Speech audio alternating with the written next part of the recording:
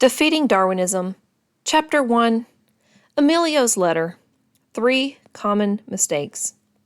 A student from a European university posted an email message on a public internet forum in order to explain how creationists and evolutionists can make peace.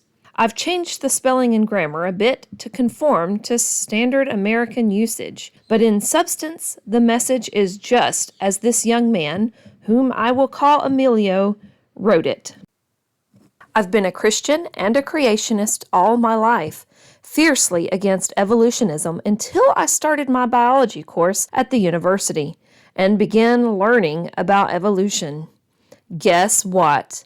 I am still a creationist, and now I am also an evolutionist. It has become clear to me that the first chapter of Genesis is an allegory. If not, check how it states that there was morning and evening before the creation of the sun and moon, an impossibility. And once we accept this, there's no reason why God could not have created all there is in as many million years as you wish. If God created time and space, then He is outside of it, and therefore not affected by it. Time has no meaning to God.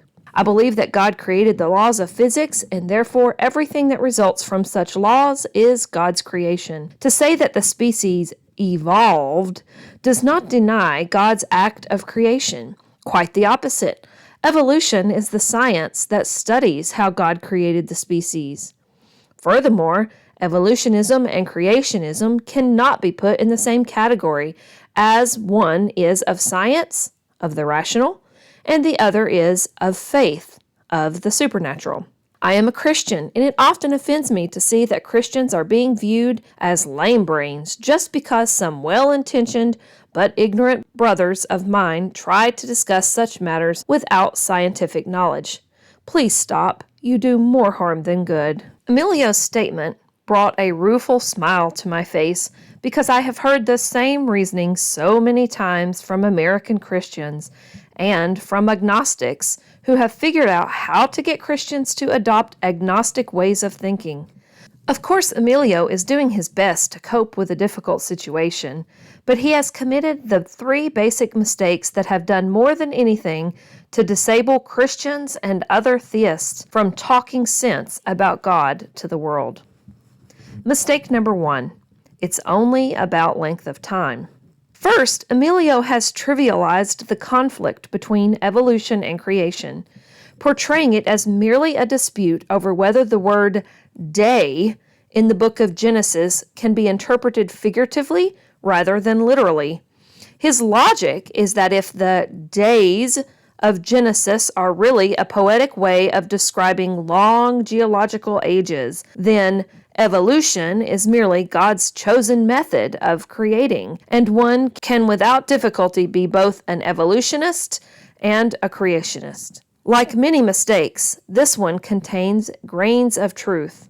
St. Augustine wrote many centuries ago that God is outside of time and the creator of time, and certainly God could use a gradual process of creation over millions of years if that is what He wanted to do. Emilio is right that we shouldn't refuse to consider genuine scientific possibilities just because we insist on reading Genesis more literally than perhaps its author intended.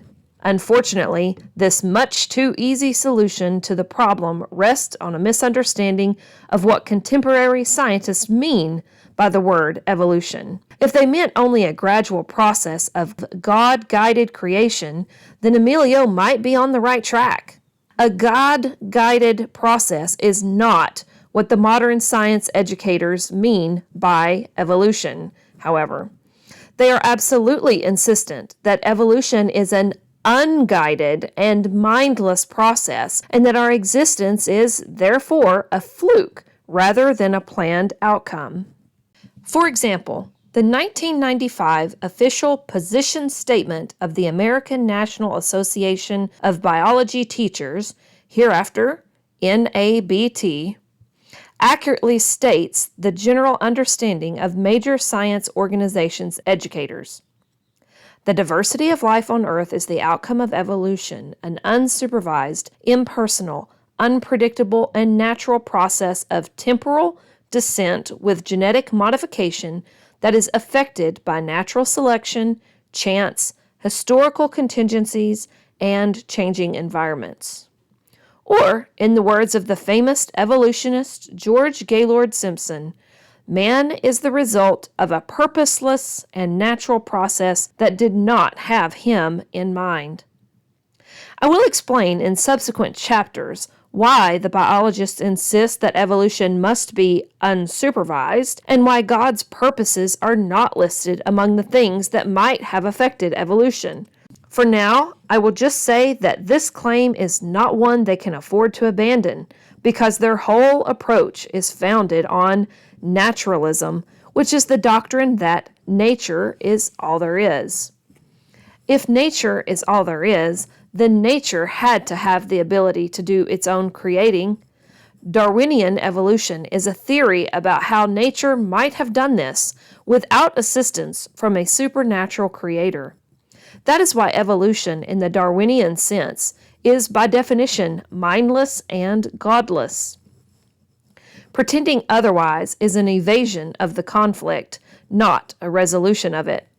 Yet many Christian theologians and educators take this evasive approach because they are hoping to find an easy way to avoid coming to grips with a very difficult problem. That's mistake number one. Emilio is kidding himself about what evolution means. It doesn't mean God-guided, gradual creation. It means unguided, purposeless change. The Darwinian theory doesn't just say that God created slowly. It says that naturalistic evolution is the creator, and God had nothing to do with it. Mistake number two. God made the laws and then retired. What I have said so far is fairly well known because the scientific authorities have spelled it out again and again. I suspect Emilio understands this at some level because he also proposes a different way of reconciling evolution and creation, and thus makes his second mistake. Even if evolution itself was mindless, God could still be the author of the ultimate laws of nature by which evolution operates. Thus we have Emilio's second attempt. God made the laws of physics and chemistry, and evolution follows those laws. Therefore, God is ultimately the creator of everything, even if evolution was, as the Darwinists say, unsupervised and purposeless. The notion that God is a remote first cause who establishes the scientific laws and therefore leaves nature to its own devices is called deism. Deism is different from theism, which implies a God who takes an active, supervisory role in the world, like the God of the Bible. When Darwinists say that their theory does not deny the existence of God and claim that they are saying nothing about religion, they usually mean that they are willing to allow deism as a possibility for people who are unwilling to give up God altogether. Many evolutionary naturalists see no harm in making this concession because a God who confines his activity to the ultimate beginning of time is unimportant to human lives. The important question is not whether God exists, it is whether God cares about us and whether we need to care about God's purposes. Deism answers no to these questions. For that reason, even George Gaylord Simpson found deism to be perfectly consistent with his Darwinian doctrine that our true creator is a purposeless material system. So that's mistake number two. Emilio is willing to exchange the creator God of the Bible for the lifeless first cause of deism. It's like trading real gold for counterfeit money. Mistake number three. Giving away the realm of reason. That deism isn't Christianity is pretty well known also, and again, Emilio seems to have some awareness of this. So he makes a third attempt, and in the process rediscovers an error that many prominent theologians and philosophers have made before him. The Bible says that in the beginning God created, and In the beginning was the Word. The kind of science Emilio is worried about says that in the beginning were the particles, and creation required no pre-existing mind or purpose. One account starts with God, the other with matter. They seem absolutely opposed to each other. But could it be that the opposition is only apparent, the result of comparing unlike things as if they were similar? Consider this example. Artist says, "The Grand Canyon is sublimely beautiful." Scientist says, "It's a big old hole in the ground." These statements may seem contradictory on a superficial reading, but of course they are both perfectly true. The Grand Canyon is a big old hole in the ground. It's also sublimely beautiful. The superficial contradiction disappears when we understand that an artistic statement about beauty deals with a different realm from a purely descriptive statement about the bare facts that the Grand Canyon is old and deep. Maybe the same thing is true about apparent contradictions between religious and scientific statements. Maybe the statement, "In the beginning God created," is like the artistic statement about the Grand Canyon. It's about how we perceive the meaning and beauty of the world. Maybe the scientific claims about mutation and natural selection are like the statement that the Grand Canyon is a big old hole in the ground. They are about the bare physical facts, and hence they do not really contradict the higher level statements about meaning, purpose, beauty, and God. In that case, the scientific facts do not matter, whatever they are. Emilio can proclaim with relish a complete naturalism in science and insist that it makes no difference to faith. He might explain his position in words like these: "Yes, the diversity and complexity of life are the result of evolution. Yes, evolution is a blind, unsupervised, and unintelligent process. Yes, we humans are the result of a purposeless and natural process that did not have us in mind. Isn't it wonderful that science, reason, has discovered all of this knowledge?" Of course, none of this scientific knowledge contradicts my religious belief that God is our maker, because science is known to us by reason, and religion is a matter of faith. The faith versus reason and belief versus knowledge mistake is very seldom stated that clearly. Clear, simple statements tend to arouse our common sense, which tells us that Emilio is trying to ride two horses that are going in opposite directions. Rather, this third mistake thrives in the obscurity provided by big words and lengthy academic books. The third mistake is not as simple as the first two. It is a sophisticated mistake, and hence it has an irresistible attraction to intellectuals who are looking for a way to convince themselves that there is no need to deal with the conflict between theism and scientific naturalism. Fortunately, Emilio states the mistake artlessly so that we can more easily understand what is wrong with it. Exactly what is wrong with the idea that religious statements belong to the realm of faith while scientific statements to the realm of reason? Let's consider how Emilio's professors and fellow students understand this distinction. They know that people believe in all kinds of things: astrology, spirit guides that communicate with dead people, space aliens that kidnap humans for bizarre scientific experiments, and the God of the Bible. From a scientific naturalist viewpoint, all such beliefs are about equally irrational. Any of them can be justified by an appeal to faith. Against such an appeal, rational argument and evidence are helpless. Here's a familiar example. Some small children believe that Santa Claus brings the presents they receive at Christmas. They believe it on authority. Mom and Dad told me. And because it is a satisfying myth, one that makes them think they are loved by some great being beyond their family experience. Then, one day a child hears from a slightly older friend that Santa is not real. At first, she regards this as an unholy lie, but the friend talks our little girl into performing a scientific investigation. She keeps herself awake after bedtime, somehow, and tiptoes to the top of the stairs to watch her parents putting the presents into the Christmas stockings.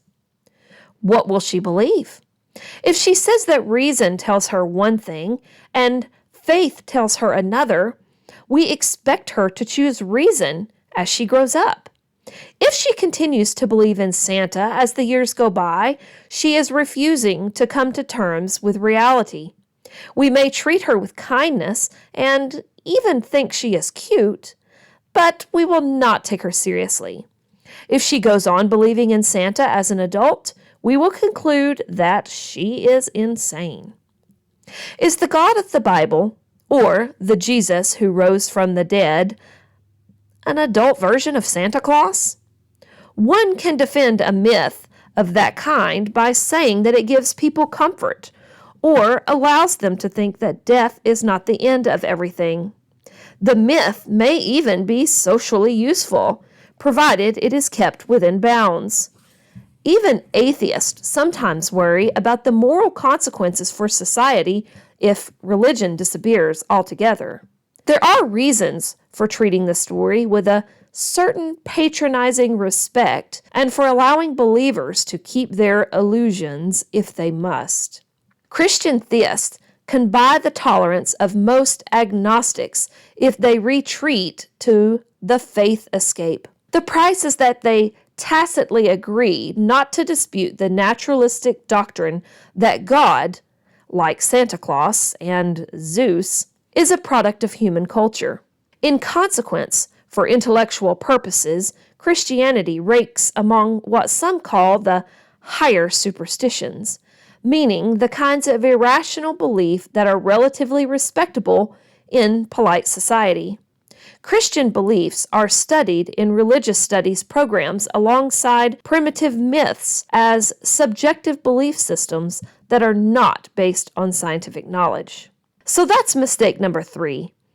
I said it was a sophisticated mistake, and one can argue that is not so much a mistake as a rational defensive strategy born of desperation. In fact, I wouldn't blame Emilio if he were to break into the conversation at this point and reply in these words. What exactly is it that you want me to do? As a boy, I was taught to believe in a literal Genesis story that contradicts modern science at just about every point. I can't defend that story now that I'm in the university. I'd be buried under a mountain of evidence coming from experts who know far more about every subject than I do. I wouldn't have confidence in my own arguments, and I'd be labeled a crank. My career in science would be over before I even got started. Unless I'm just going to give up and become an agnostic, like most of the other students, I don't see what else I can do but rely on these defensive measures you call mistakes. Do you have a better idea? It's the right question to ask, and the answer is that I do. The rest of this book will be devoted to explaining that idea. Here, for a start, is what Emilio has to do if he is to master the challenge of evolution instead of having it master him. First, Emilio has to stop seeing the issue as a conflict between the Bible and science, in which the supposed problem is to decide between two complete stories and to believe uncritically in one or the other. As we shall see, evolutionary naturalists rely on a cultural stereotype to shut off all criticism of their philosophy. The stereotype portrays all opponents as extreme Genesis literalists who reject the evidence of science for purely religious reasons. As long as the conflict is perceived this way, the grave scientific defects in the ruling theory and the philosophical bias that sustains it can be effectively concealed from view. Second, Emilio needs to focus above all on what I call the blind watchmaker thesis. This is the Darwinian claim that God was not necessary for biological creation because the impersonal, material forces of genetic mutation and natural selection can and did produce all the fantastic complexity of living organisms. The scientific evidence is strongly against the blind watchmaker thesis, and therefore strongly against the NABT's claim that a purposeless material process is our true creator. Third, Emilio has to learn that science, as defined in our culture, has a philosophical bias that needs to be exposed. On the one hand, science is empirical. This means that scientists rely on experiments, observations, and calculations to develop theories and test them. On the other hand, contemporary science is naturalistic and materialistic in philosophy. What this means is that materialistic explanations for all phenomena are assumed to exist. And what that means is that the NABT's definition of evolution as an unsupervised process is simply true by definition, regardless of the evidence. It is a waste of time to argue about the evidence if one side has already won the argument by defining the terms. I'll explain all these points in detail in subsequent chapters. First, I should explain why it is so important not only for Christians, but for everyone who loves the truth and wants to see it prevail, to understand how to deal rationally with the tyranny of Darwinism. I'll use U.S. culture as a case in point, though the situation takes a different form in other societies. Similar errors in thinking are widespread, as Emilio's letter makes clear. The United States of America at the beginning of the 21st century is in a most peculiar situation. This country is the world leader both in science and in setting cultural trends. But it is unusual among industrialized nations in its refusal to abandon the concept that God is our creator. Most Americans say they believe in God, and many of them really seem to mean it. Opinion polls indicate that no more than 1 out of 10 Americans accepts evolution in the NABT sense as a purposeless material system that accounts for all of life's history. Of the approximately 90% who attribute our existence to God, almost half are creationists, in the sense that they reject an evolutionary explanation of human origins altogether. The other half are like Emilio. They mistakenly think that they have resolved the problem by viewing evolution as a God-guided system of gradual creation. Although most Americans believe in a creator, the intellectual culture is totally dominated by naturalism, even in many colleges and seminaries that are formally religious.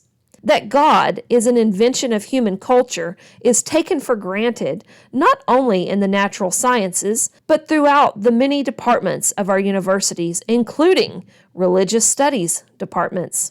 Many theologians and leaders of mainstream Christian denominations accept this situation or even endorse it, denouncing creationists for being ignorant troublemakers, as Emilio is learning to do. In short, the intellectual elite in America believe that God is dead. In consequence, they think that reason starts with the assumption that nature is all there is, and that a mindless evolution process absolutely must be our true creator. The common people aren't so sure of that, and some of them are very sure that God is alive. I agree with the common people. If we are right, the consequences are very, very important. The ruling naturalists know that too, although they may deny it. That is why they are so determined to define words like evolution and science in such a way that naturalism is true by definition. I therefore put the following simple proposition on the table for discussion. God is our true creator. I am not speaking of a God who is known only by faith and is invisible to reason, or who acted undetectably behind some naturalistic evolutionary process that was, to all appearances, mindless and purposeless. That kind of talk is about the human imagination, not the reality of God. I speak of a God who acted openly and who left his fingerprints all over the evidence. Does such a God really exist? Or is he a fantasy like Santa Claus? That is the subject of this book.